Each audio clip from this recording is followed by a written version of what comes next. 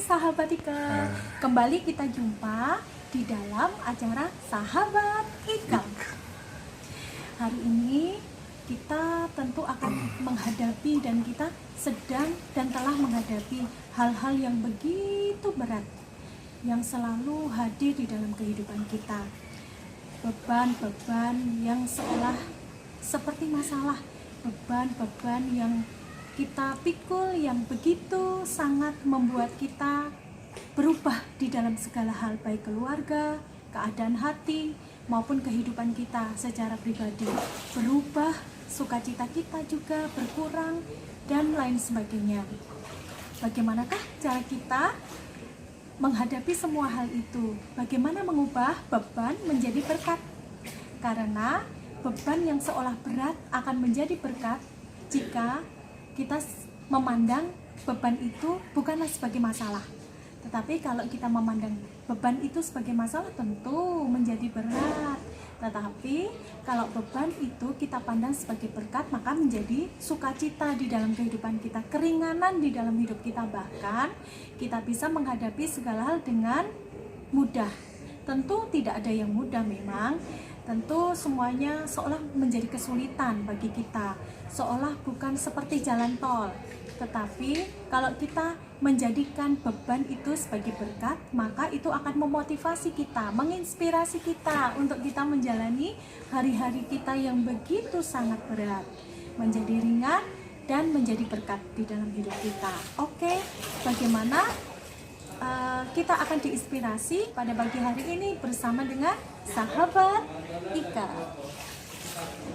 Bagaimana tentang beban dapat menjadi berkat dan dapat menjadi sesuatu hal yang baru, membangkitkan sukacita kita dan pengalaman yang belum pernah kita alami. Oke, bersama dengan Papa Sahabat Ika, kita akan sama-sama diinspirasi, dimotivasi agar kita semakin fresh di dalam kita menghadapi beban di dalam hidup kita. Oke deh. Ya, bicara tentang beban ya, apalagi situasi-situasi seperti sekarang ini, tentu setiap orang mengalami satu beban ya.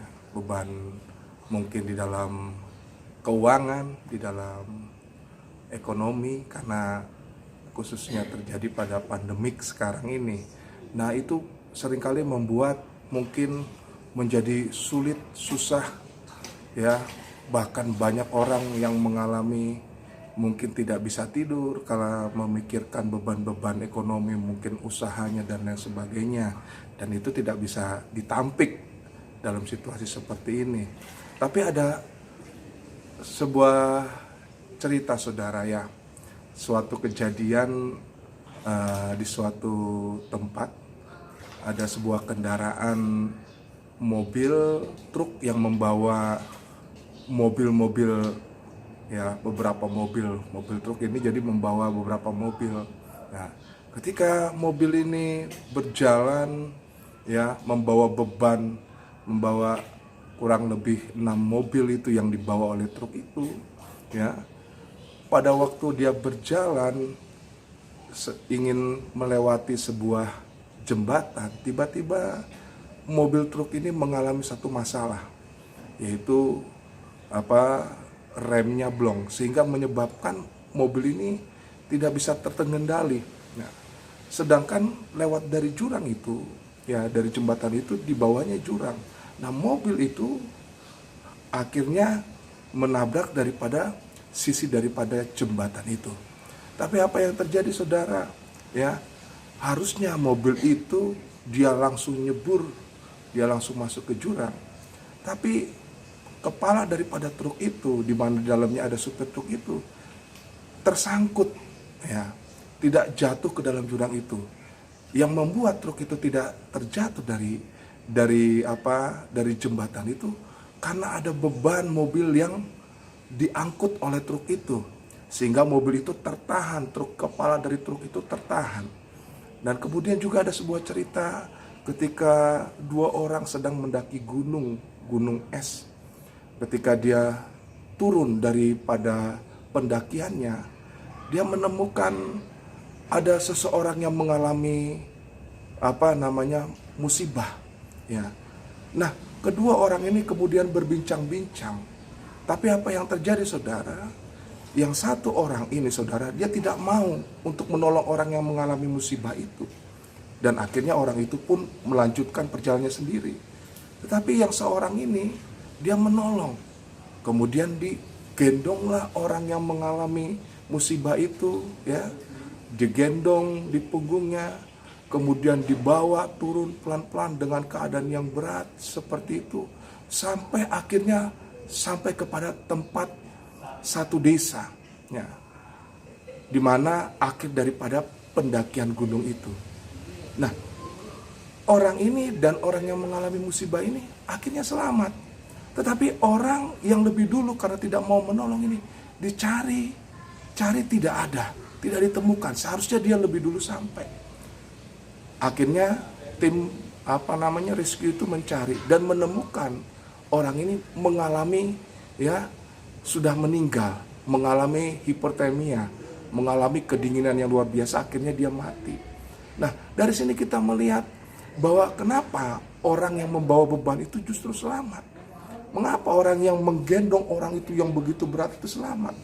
Beban yang bukan yang ringan, karena dia harus turun dari salju tapi selamat. Begitu juga truk itu, dia bawa menarik beberapa mobil itu di atasnya itu, kurang lebih 6 itu, tapi tidak mengalami akhirnya jatuh ke jurang karena beban itu yang menahan.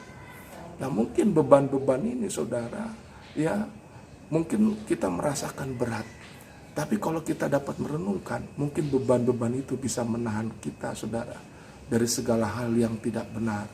Ketika kita mengalami beban ini, saudara, dapat menahan kita untuk tetap, ya, bersyukur, tetap lebih dekat kepada Tuhan, ya, tetap lebih mengandalkan Tuhan, sehingga beban itu walaupun berat, kita mau tetap memikulnya dan bersama-sama dengan Tuhan. Pasti satu kali kelak beban yang kita panggul, beban yang kita pikul akan sampai pada satu tujuan di mana kita bisa melepaskan beban itu, dan kita akan bisa merasakan satu kelegaan daripada ketika kita memikul beban itu.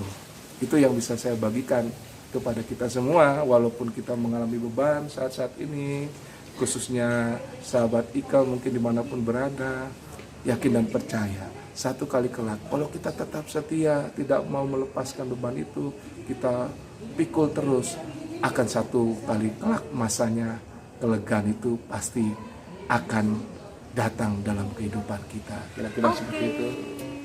Jadi berkat, jadi inspirasi, jadi motivasi bagi kita sahabat Ikal juga dimanapun berada, luar biasa sekali. Jadi di dalam setiap tujuan kita, cita-cita kita, perjalanan kehidupan kita di dalam keluarga, pekerjaan, dimanapun kita berada, tentu ada banyak sekali beban atau jalan yang seolah tidak mudah untuk kita lalui. Tapi luar biasa ketika kita memikul, ketika kita seolah diberatkan dengan keadaan, mungkin kita harus menolong orang lain, atau mungkin kita harus memikul sesuatu hal yang tidak harus kita pikul, tetapi kita lakukan dengan sukacita, sukarela, maka itu semua akan mendatangkan keuntungan yang luar biasa bagi setiap kehidupan kita.